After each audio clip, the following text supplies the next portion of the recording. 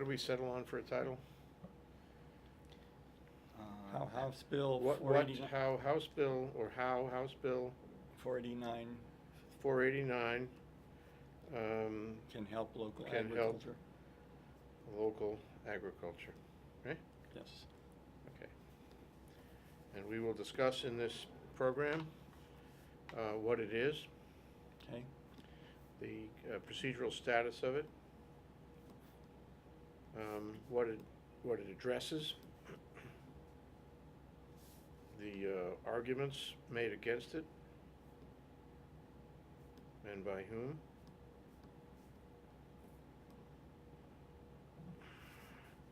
And what is likely to happen. Okay? Okay. And in case you're wondering who we are, I'm Jay Fidell of ThinkTech. Here we are on Monday, the 2nd, no, the 1st, April 1st of 1st. April.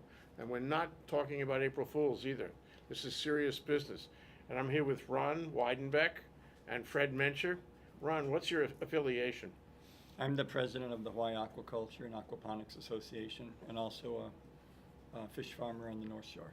Susan, make sure we're getting good sound on your, open it up, open the frame, more, swing the camera, that's good.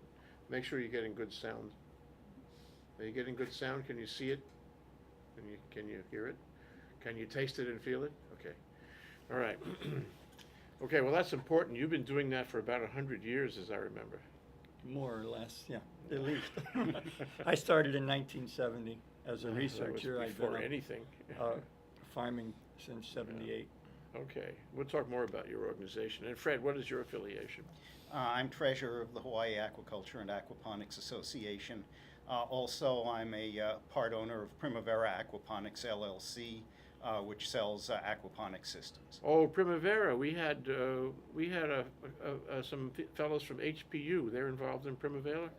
Well, Louis Primavera, my partner, that's where it comes from. teaches at HPU. Yeah. And Is that just a he was coincidence? the founder of the company. Okay.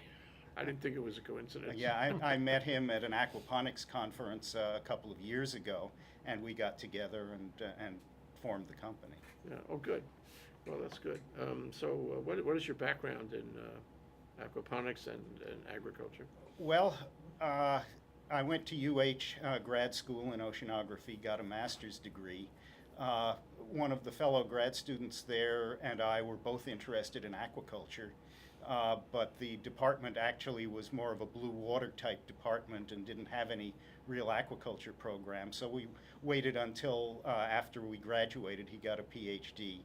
And we went into business together, first aquaculture consulting, and then we started the Ogo farm on the North Shore, the one in Kakaako that was in operation for 27 years. And we apparently, at least according to state statistics, supplied about half the Ogo that was eaten in Hawaii. Let me ask you a question. Susan, are you okay? You got them all running? Okay, we're on the air then. In case you were wondering. Did you know Art Lau? He was doing aquaculture years ago on the North Shore. Yeah, I heard of him. I'm not sure if I met him or not. He started the big shrimp farm that was out there. We were right behind there, but I think he had already sold the farm by the time we moved in. It was in the late 80s, early 90s, I think, yeah. Well, it was actually, we started in 1983, so it was actually before then, because it was already Amorient Aqua Farms by the time we moved in. Yeah, TAP was involved in oyster culture in the '70s. TAP prior? Yep. Yeah. So, but there aren't that many names. You'll have to agree with me. Yeah. Ron Weidenbach is very famous fellow. Yeah, he's about the only one who's been in aquaculture here longer than I have. Yeah. This is, we have to do something about this. We have to expand the community. Don't you agree? I agree. Definitely, yeah. It's a graying community. Yes, it's before its time, you know what I mean? We should have legions of young people all fighting to build aquaculture structures in Hawaii, and agriculture as well. It's all connected, and it's all critical. And one of these days, we're going to regret we haven't moved faster. That's my thinking. Well, one of the changes that's happened in the last 2 years that I was surprised about but very happy about is the College of Tropical Agriculture has is at a 30-year high for enrollment, and professors that were having small classes, barely able to justify keeping the classes open, are now in an overflow status. And they said the enthusiasm of the young people in the last few years for agricultural studies has just reinvigorated them. It's fun teaching again, and it gives us hope for the future. That's great. What do you attribute that to? I mean, what happened? Is there something different in the water? Has something changed in Hawaii that these kids would, come around? What happened? I think it's been this awareness locally and nationally, maybe even globally, of the importance of local food production, the locavore movement. And rather than large-scale farming, really niche farming, specialty farming that you can really feel passionate about, get involved in. And so it's really invigorated a new generation, it appears. One of the complaints I heard at conferences locally and nationally for years was the graying of our industry, average age pushing about 60. Ooh. And The old guys, they were inspired and in the 60s, and now we're in the 60s. Nobody joined them, and they just got old. Well, we lost a whole generation to we the did. .com easy money period. That's true. But I even see the difference now between my three children, 6, 7 years So interesting. apart, that my youngest one's viewpoint is not about income, but about feeling passionate about something and making a difference in the world. Have you guys spent any time at Eat the Street? You know the Kakaako Food Festival? It's very interesting because it's right along these lines. There's such vitality down there. It's I think the last Friday of every month. Maybe it was last week. I'm not sure. And the food trucks. Okay, but the food trucks are local kids and small businesses for the most part. And they have very creative dishes they make, and they can really tell you what they're doing, and they're so excited about it because they're entrepreneurs. They're actually actually supporting themselves, at least in part, with these food trucks. And a woman named Pony Askew runs it, and it's a good business. It's well attended. It's growing. It uses social media to get the word out, and it's all about local food. So you see, that's at the far end, right? The far end of the reach, where the consumer is, and where that young generation is. It's there. It's happening. And the information about these new outlets for food can spread so quickly with social media that a new restaurant can get publicity overnight. It's true. And so why don't you go into the restaurant business, Ron? Well, hard to teach an old dog new tricks. I work with Alan Wong. He does a lot of local food, doesn't he? Yes, he does. He's been very supportive, and I provide him fish, and then I let him do what he does best, figuring out the best ways to prepare it. Well, we've heard Ron's philosophy. How about yours, Fred? I'm not sure that I have a philosophy. I was just interested in aquaculture. I like to eat, so that was basically why I got into aquaculture in the first place. You're in there for the I big like bucks, seafood. then? No, I certainly hope not, because I haven't earned any. No, farming isn't the most profitable occupation. It can But be it pretty could difficult. be, couldn't it? Well, it can be profitable. Our farm was profitable for most of the time that we existed. We certainly didn't get rich at it, but we did sell enough to make money. The problem is that there are forces in the world, in Hawaii, that you have to cope with. And if you don't cope with them, they will make local agriculture difficult or impossible. Yeah. And, one of them, for example, is water, which seems to be more and more in contention these days, and in scarcity, fresh water. Another is the cost of land. Another are the labor issues, with what happened in, Kapolei and all that. Yeah. Well, that's one reason I'm involved in aquaponics now, is because aquaponics uses less water. It's very productive, so it uses relatively little land compared to conventional farming. And even the labor is relatively low because since the farm is productive, often the beds that you raise the vegetables in can be raised up, so the harvesting is easier. So it's just a more productive way of doing agriculture, especially where land and water are limited. Is it productive?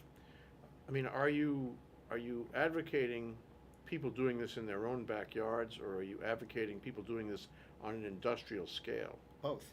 I think it can be done at just about any scale. We do sell backyard systems, anything from a tabletop system up to one that will support a family as far as their vegetable needs. But there are also people who are working at building much larger facilities that could be, real farms and produce for a substantial proportion of local consumption. Yeah, we But went I out don't to think it'll- Billy Lonnie No. a few months ago with our cameras, and we saw a very large Murray's aquaponics. Garden. Yeah, Murray's Garden. Yeah, I took my class on a tour there just a couple of weeks ago. I don't think it'll reach a large industrial scale. Why not? Well, it takes a lot of attention to detail. And so I think Murray's Garden is an example of what would be a commercial Yes. size. I see, if you get too big, you lose the attention to detail unless you, I mean, it can physically be scaled up, but you have to at least have a management process where maybe different components of the farm people have responsibility for and feel passionate about. I'm reminded of Big Island Abalone. Big Island Abalone is in Nelha. Mhm. Okay, it's quite a large facility. It's got investors from somewhere else, and all they do is grow abalone. And they have staff there that is like married to the abalone. The staff watches the abalone, watches their moods, has conversations with them. Absolutely. Abalone can be very friendly, and you hate to actually eat them at the end of the day. But one of the success points in Big Island abalone is they mother the abalone so Mhm. carefully, and every degree of temperature in the water, every minute particle of food, and so forth, every phase of their development. You And just- so I agree with you, it would take that here, but we can and should develop that kind of expertise, that Oh, kind of commitment I to agree. get to an industrial level. But I guess it's a definition of industrial. I'm seeing Big Island abalone as an appropriate size for that activity, but if you expanded it out to 500 acres, it wouldn't work like it does on 10 acres. You'd have to train people and develop systems and workflows Yeah, that would yeah. be so precise. Yeah.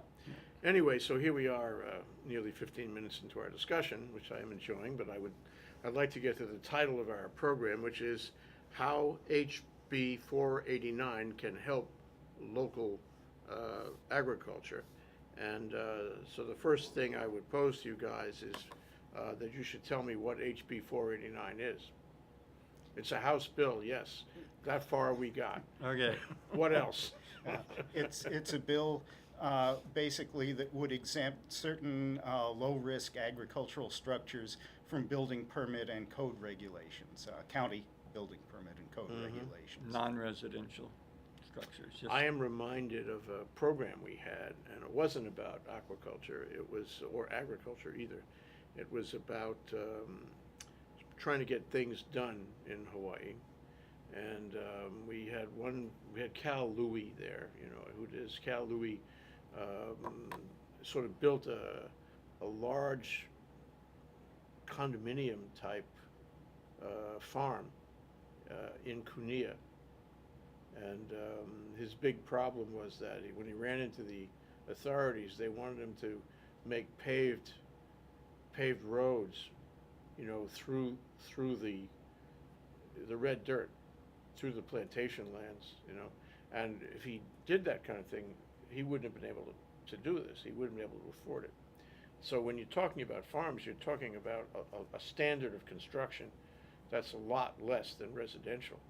And that's why, this falls on very fertile, excuse the expression, ground. This bill sounds to me like it's critical if you want to do agriculture in Hawaii. We have to nurture it. We can't squeeze the life out of it. Yeah. Anyway, so exactly what does the bill do? Exactly. Well, it exempts very specific, relatively small, low-risk structures that are necessary for either storage of supplies, feeds, or for washing vegetables, These are breeding not fish. residences. We're No, not talking no. about It residences. No. specifically doesn't allow residences as Or part of the worker housing. exemptions. It's strictly in the farming district, not in the urban, not for gentleman farms, but for commercial farms outside the urban district on specific lot sizes, the opportunity to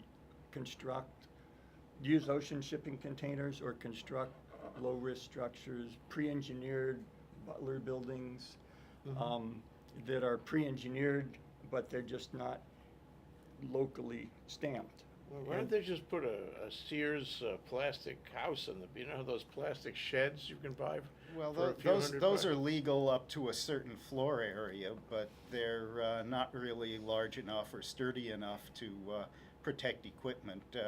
They're also very easy to break into. Agricultural and you're theft not is a there. major problem. Nobody is there, so if there's mischief, it will be easy to break in. Yeah, so Right. fences also are one of the items that HB 489 would exempt. That would make it a lot easier and less expensive to put up fences because you could do it So yourself. specifically, what is the exemption from what? It's a two-part. Last year, we, Act 114 was passed that exempted. Is that HB 114? No, It it was Senate Bill 2646 that was signed by the governor into Act 114. Okay. And that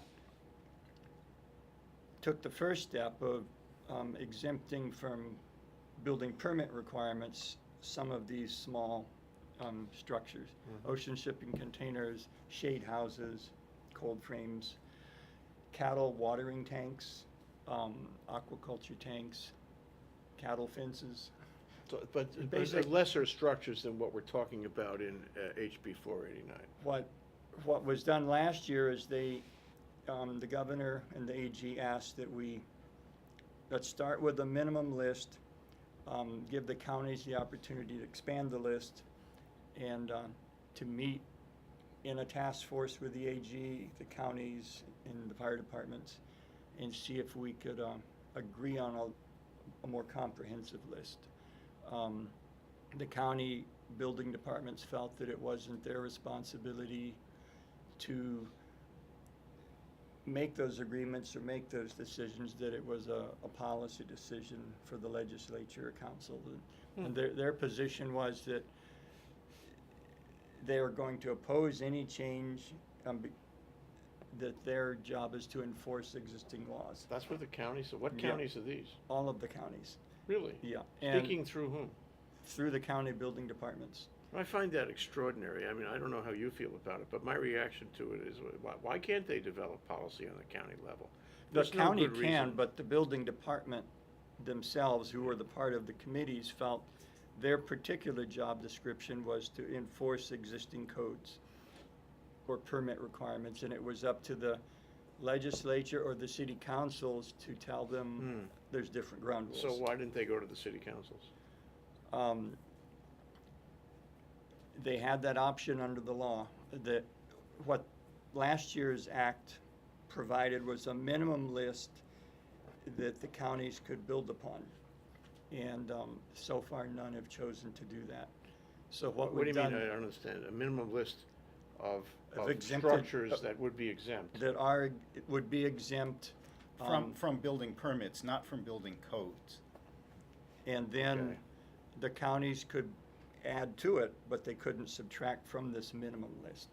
They could, of their own discretion, add to the list, Yes, and that would be okay. that would be fine In other words, the statute has this elastic in an upward clause. direction. So the structures in HB 489 could have been included by the counties, Yes, but they just chose not to do that. yes. So you went back to the well for more.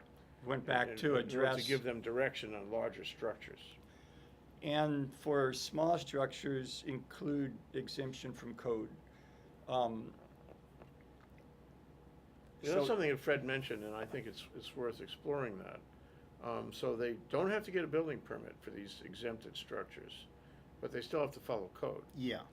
How do you make sure they're following code if you don't have to give them a building permit? No, there are two lists for very low risk structures like a fence, like a fish tank, for a structure less than 1,000 square feet. It's exempt from permit right now. We're asking that it be exempt from code. For larger structures, up to specified limits, we're asking that it be exempt from permit requirements, but that it would be built according to code. The codes, even the counties, maintain what they call prescriptive lists, buildings that are prescriptive standard. It's sort of a boilerplate blueprint. You can, if you follow this, you're good. And so we're trying to use those lists or pre-engineered buildings, buildings that are used in agricultural activities nationwide, worldwide. These are not new things. These aren't high risk. These are 32 states have had these exemptions in place. Same way, exempt some from building permits and others from building code? In many cases, if it's on a farm, you're exempt, period. Whether it's a barn, a residence, a bunkhouse for your employees. Has this been historically, the case in these states, or is Yes. it just a recent idea? No, it's been 100 years and no problems.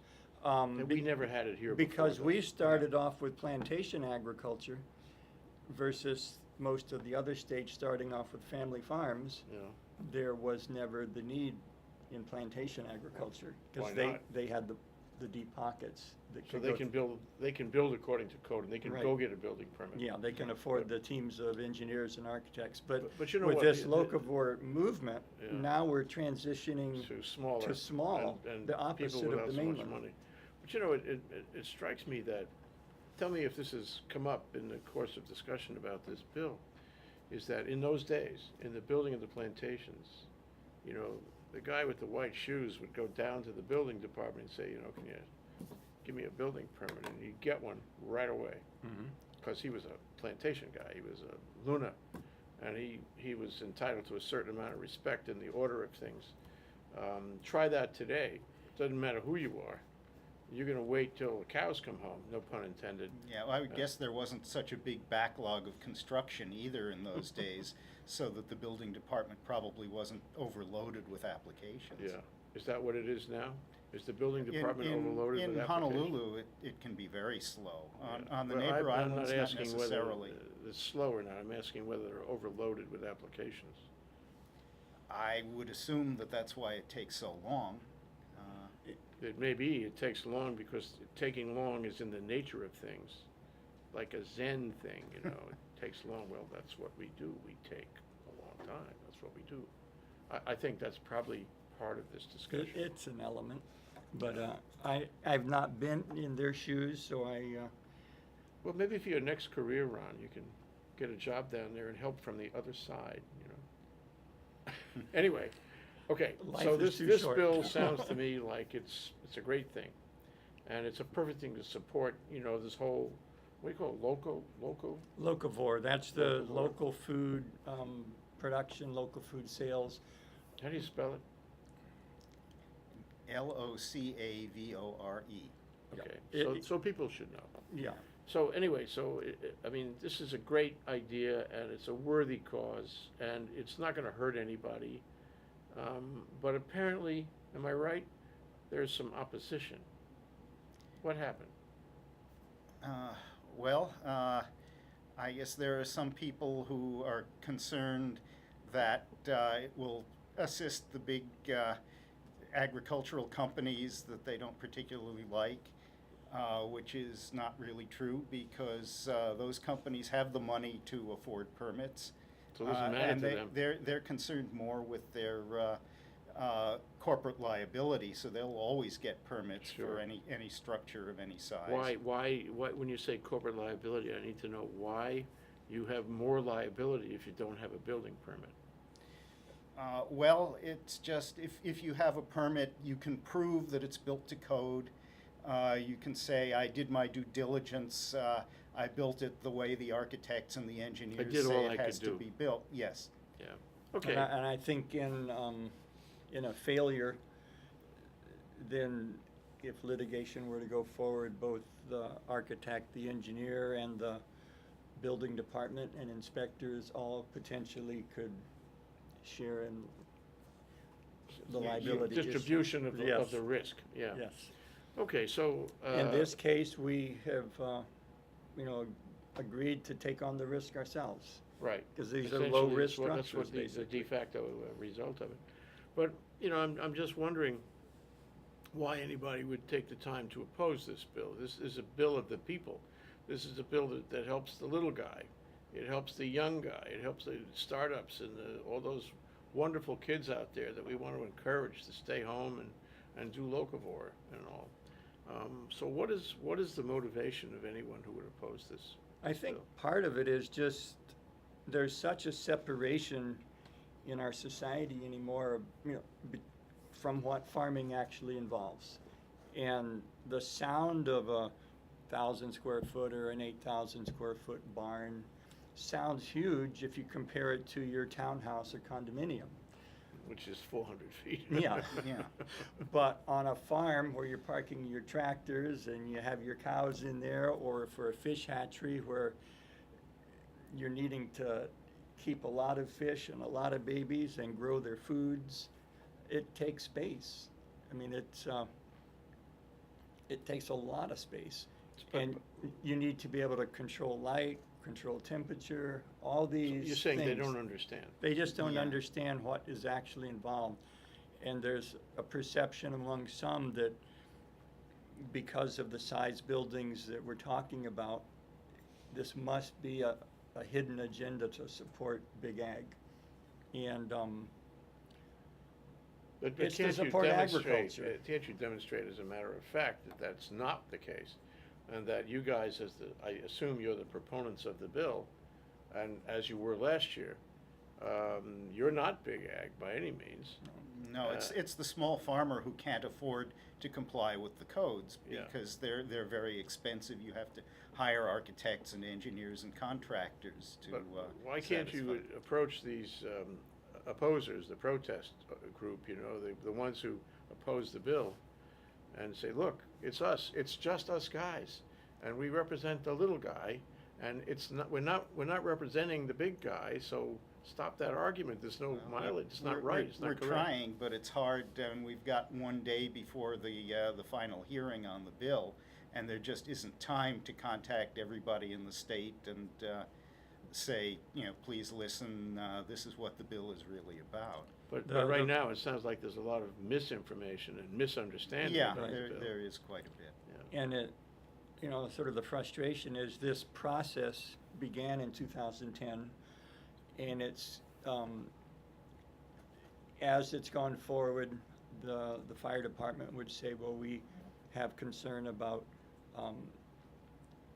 having the exemptions on small lots close to one another, so we put minimum lot sizes to address that. Mhm. Then there was concern about making sure there's enough space between buildings so a fire truck could easily access. So we made those adjustments. Each step of the way, we've accommodated a concern. And it's been a very pleasant, professional back and forth exchange with people that took the time to really understand the bill. Now after, I think it's been 26 public hearings over a 4-year period, with the final hearing tomorrow, there's a whole lot of new issues that are really unrelated to this bill. They're related to the general concept of agriculture, but not specifically to building permit issues. But because they don't seem to understand the bill, they are seeing much bigger issues than are being addressed by this legislation. What Issues like what? Issues such as disturbance of EVA and not reporting reporting it, whereas those things are clearly covered in law. The use of toxic chemicals, those are covered by federal and state law, and they're unrelated to the buildings. In fact, there's a clause in this bill that says any storage of chemicals will comply with all state and federal laws. When that was addressed by the fire department a number of years ago, because they wanted to be sure that if there was a fire and the firemen came, that they wouldn't be exposed to fumes. So we clearly put that in the law. We've tried to accommodate every concern over this 4-year process. But these new concerns that it not benefit the big ag companies, that it not allow the use of exotic species in production. Invasive species? Invasive species. There's a whole other section of law that addresses that. There's a lengthy. You're only talking about building permits and building Yes, codes. Yeah. Yes. But now you got the whole shebang is up for grabs. Yeah, all and- sorts of other issues are So- coming in that have nothing to do with the. And So are you well say it's the covered in last other hearing, section why of don't law. you give me a thumbnail on what the adventures of this bill have been? Where has it gone, and how has it fared in the committee hearings up to this point? This year we had a House and Senate version. Last year we actually had, I think, 2 House and 5 Senate, or 3 Senate versions. There was, strong support at the legislature. There was a clear recognition that this was needed. But in the last committee, after crossover, when the Senate bills went over to the House and vice versa, there were adjustments made to the Senate version that would have reversed Act 114 that was approved and signed by the governor last year. So to us, that's unacceptable. We're not looking to go backwards. We're looking to complete the process that was begun. And so I think that bill will be deferred indefinitely. So what is left is the House version that's being heard by the Senate tomorrow. And so this is the next step in that process. And so it's one hearing at a time. And so we But just tomorrow, have is this the last hearing that will be held on? And that would be the in the Senate. It'll be in the Yes. Senate, What Senate committee? a combined ag and what's it bill? called, public safety. Intergovernmental and military affairs. Is that the most cognizant committee, or is that sort of an afterthought committee? To me, I would have thought agriculture would have been Yeah. appropriate. I don't know why Did it the go other before one. the agriculture? Well, I guess because of the concerns of the fire department and Okay. regarding public But safety. has it been to the agriculture committee? The Senate version was through the Senate Ag Committee. Yeah. The House version hasn't been through the Senate Ag Committee yet. So this is after crossover, and now Yeah. they're hearing each other's bills. Yeah, got it. And so it's, Well, I just listening to you roll this out, it sounds to me like the people on the other side of this bill have big fish to fry, and they're using the bill to fry the fish. No pun.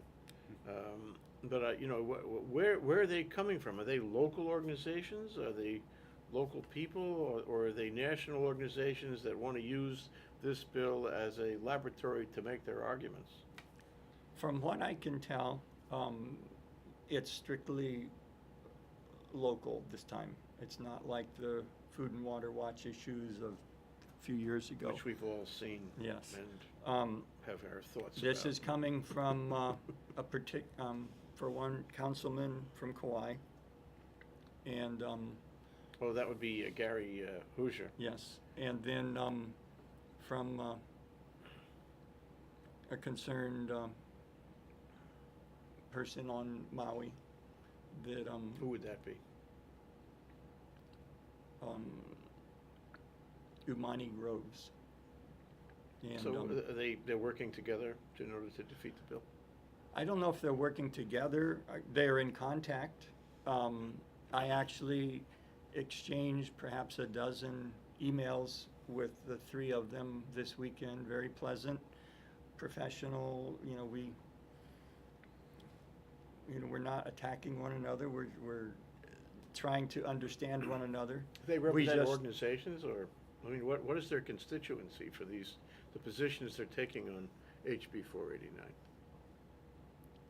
It seems that their focus is that they really believe that this is an effort by Big Ag to get a free pass to do whatever they want. They just don't accept that this is initiated by small farms like Fred and I, that we share the same concerns they have on respecting the land and respecting the eBay and so forth, but these are covered by other laws. They're not part of this legislation. Well, what about the farmers? I mean, you guys are sort of leaders in the industry, but what about all the people who would benefit by this bill, or would in the future benefit by this bill? Where are they? Are they submitting testimony? Are they out there? Are they lining the walls of the committee rooms, or what? I wish there were more. The lengthy process and the fact that this has gone on for 4 years has frustrated a lot of them. When you say 4 years, Ron, you mean this bill? No, not this bill. Or bills to exempt small farmers Yes. Yes. from From building permits and regulation that would codes. otherwise be Yes. difficult to. Yeah, the same focus on easing the building permit and code requirements. We started it with, at that point, Representative Wakai in 2010. And each year, we've moved closer to the goal. How about the governors involved? The administration now supports your bill? Yes. Well, I don't know if they supported it and signed last year's bill. The Attorney General hosted this task force for 3 or 4 months, and to see if we could reach consensus with the building departments. And their recommendation is that we go back to the legislature and discuss this further in a public forum to see what further adjustments might be possible. The governor doesn't interject himself into the legislative process. He lets the legislature do its part, and then he does his own review afterwards. But Russell Kokobon is the Director of Agriculture. Has he come down to testify on this bill? he or his staff have come down earlier in the session. I don't know if they were at the most recent bills. One of the things we put in there to address their concern is that they wanted to be sure that if they chose to have additional requirements, that this law didn't preclude the landowner's options to place additional controls. So we put that in the bill. In fact, that's in Act 114. What do you mean In control? other words, if you have a state lease, if you're leasing agricultural Oh, land okay, got it. from the state, they have the right to impose code requirements or building requirements. Because they You- are the You state can't just Right. in build their stuff leases. on their land Yeah. without consulting with them and getting their That's permission. And a Kamehameha predictable schools can position. do that. Anybody can do that. This is just setting a minimum list. And then if individual landlords wish to add to it, be more restrictive, they can. If individual counties want to be less restrictive, they can. So, so far in this discussion, I've heard only the argument that that this may benefit large landowners and people, who could afford to get a building permit, Mhm. that kind of thing. But is that the only argument? I mean, and it sounds like that's not really a good argument, but because it's not true. Yeah. But what other Well, arguments there are are being other made? people who are worried about gentleman farmers, the same sort of thing. where people spend a fortune to buy an ag lot, and then they might put a couple of horses on it or something, but they're not really farming. Or a mango tree. And some people are worried that this will make it easier for them to put up something or other on their property. But really, those people can afford to get building permits. They can afford to wait for building permits. They can afford to satisfy the code. It's the legitimate farmer who can't afford these things. And the bill specifically says commercial farmers. It doesn't, and Say so gentleman farmers. right. And so the counties could define, and should, I think, define what a commercial farmer is versus a gentleman farmer. A single mango tree or a single plumeria tree on a 10-acre oceanfront property doesn't make you a farmer. Is there a definition In of our commercial farming and what that is, and distinguishing that from gentleman farmers?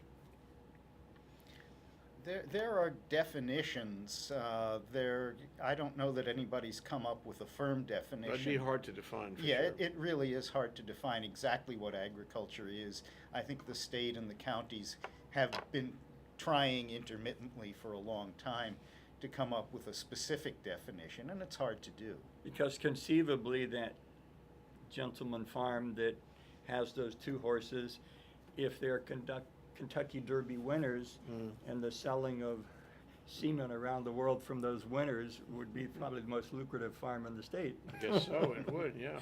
But, that they'd probably be happier in Kentucky as well. Okay, so we have the argument that it would benefit big owners, big farm companies. And we have the argument that it would benefit gentleman farmers and the like, but what other arguments are they making? Their other arguments are that there are, and I think it's a lack of understanding of other laws that are in place, that this would allow you to bypass pollution laws, allow you to bypass invasive species laws, allow you to bypass historical. So you're saying that's just simply not true. The law is clear. Yeah, this is very specific to the buildings. It doesn't exempt you from all these other laws that are in place and for good reason. Yeah. And So, it sounds like actually a strategy, a legislative strategy that you argue a larger issue on a smaller bill and you displace the smaller bill, so it doesn't pass. Yeah, That's what it sounds like to me. The larger issue is that we only produce maybe 10% of the food we eat here. We're spending $3 billion a year or whatever it is importing food, and it's very hard for agriculture to grow when the small farmers who would be the base of agriculture here, and especially of food agriculture, can't afford to expand their farms. because ultimately we have to compete in the global market or the global prices. We're competing against China and Vietnam and India Yes. and California with its huge economies of scale But and mechanization. If Gary Hoosier were here, I'm sorry he's not here, but the fact is he's not here, and it's just us. But if Gary Hoosier were here, wouldn't he say that he's just as much in favor of state agriculture, of locavore agriculture as you guys are? Wouldn't he say that? It's just that he wants to do it carefully, in a different. The goal is the same, but the technique is different. Something like that. Yeah, I think Gary's, I don't want to speak for Gary, but Just tell me what he said. I feel he would like to see this taken on county by county rather than a state effort. What we feel is that the state, since this is a statewide issue, it's consistent with the Constitution to become more sustainable. If there is a dock strike or a major disaster, all of us are going to be affected, not just one island. He would agree with that. Yeah. wouldn't he? So But he would say, we look, feel that we can't give up our building permit protections here. We need to protect the public and the INA and the bones and all that.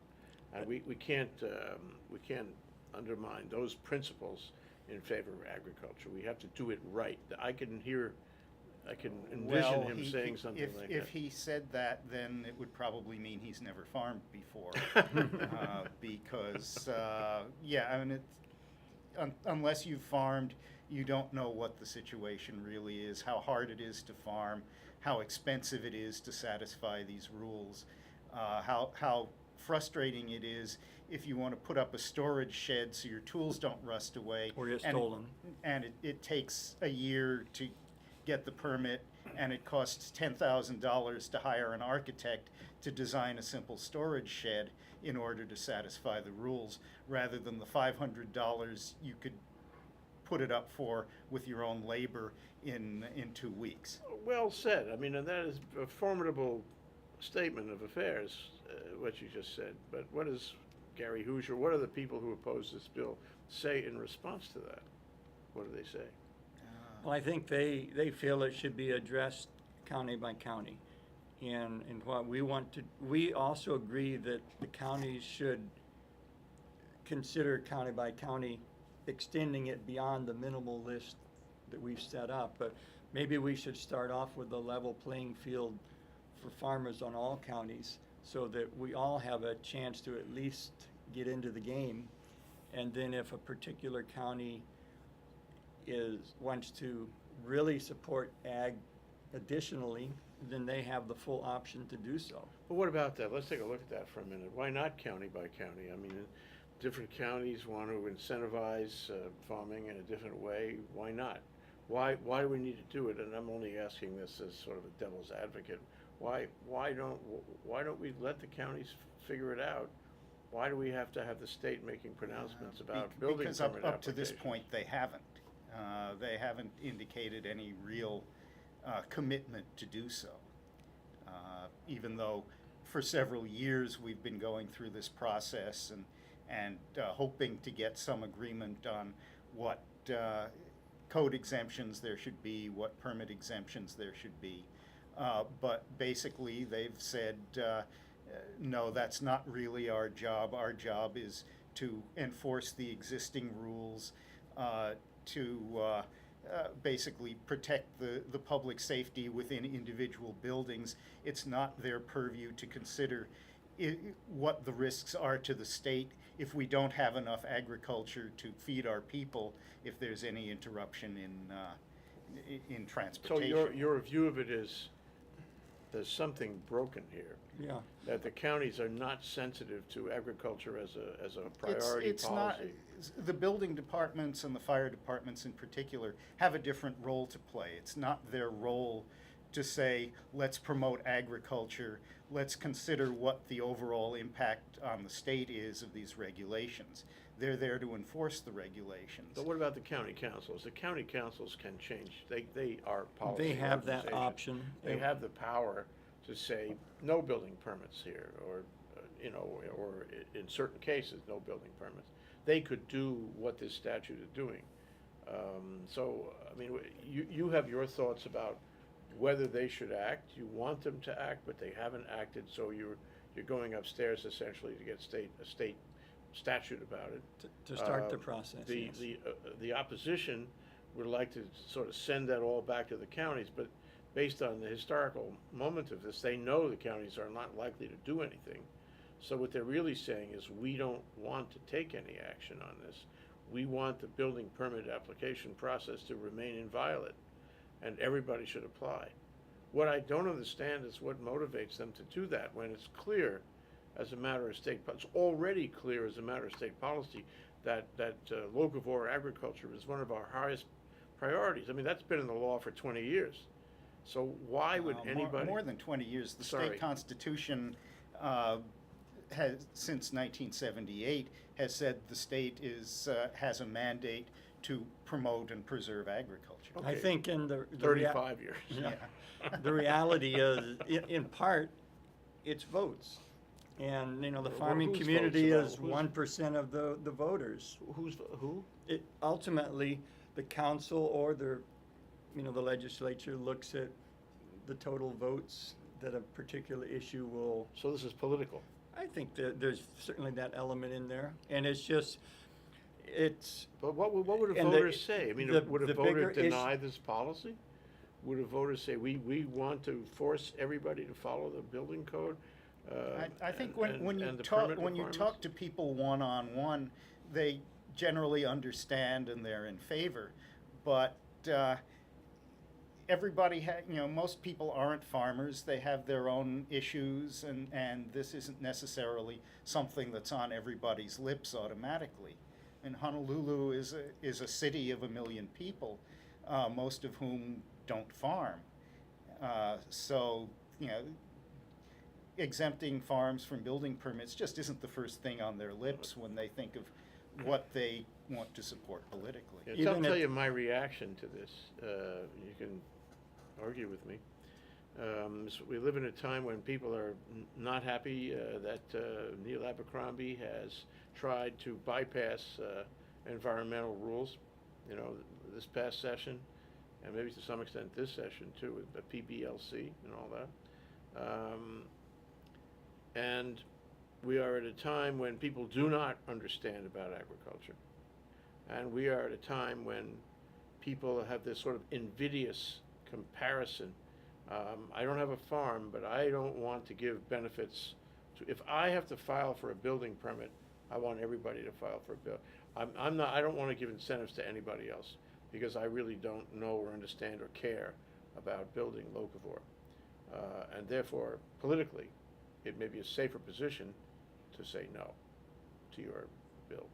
Am I right? Am I wrong? What is happening? I agree with much of what you said. I think actually the community has, in the last few years, with this awareness of farming and the importance of local food, I think there's a complete different perception.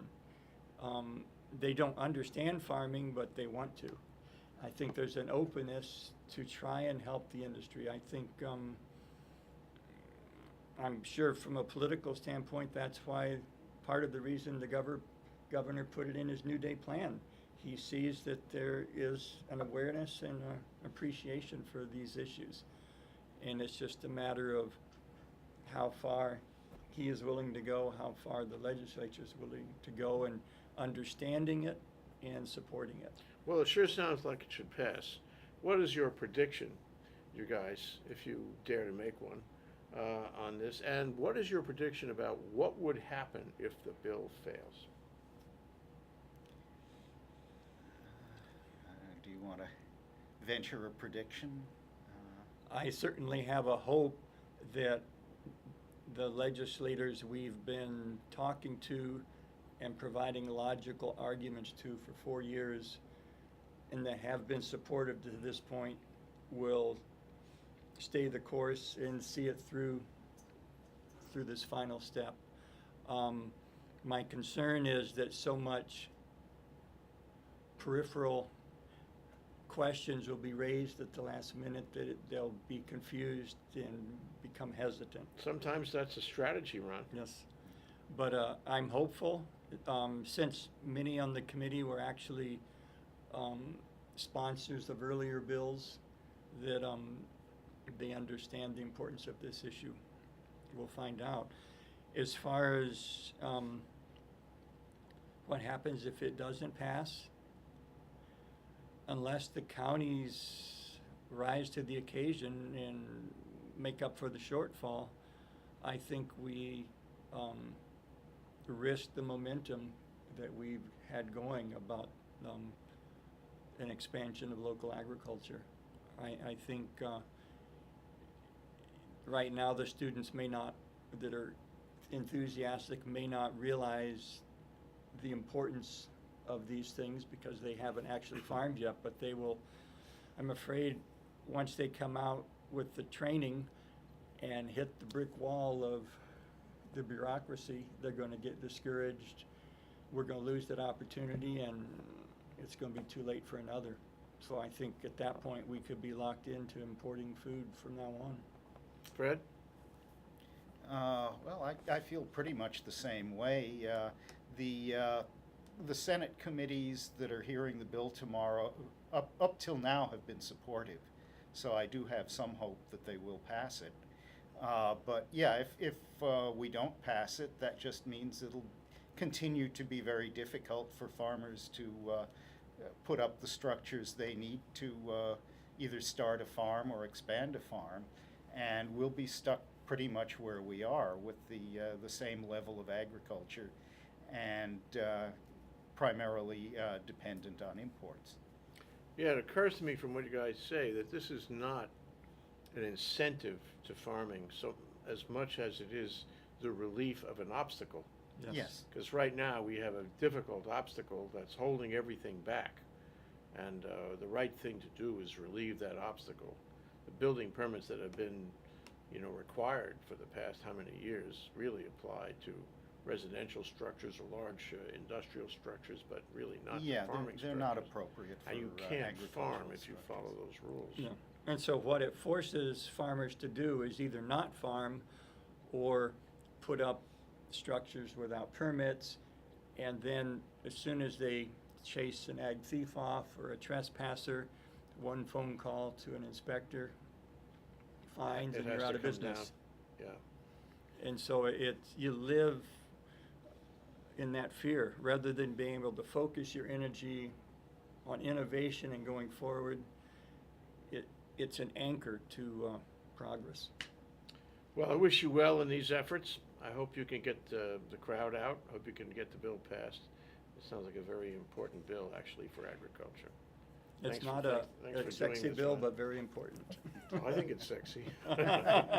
Fred, thank you so much for coming down. Thanks for having us. Thank you. Aloha, you guys.